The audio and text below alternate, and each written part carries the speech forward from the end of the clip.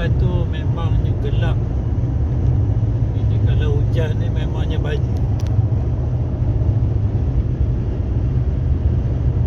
Ni serius.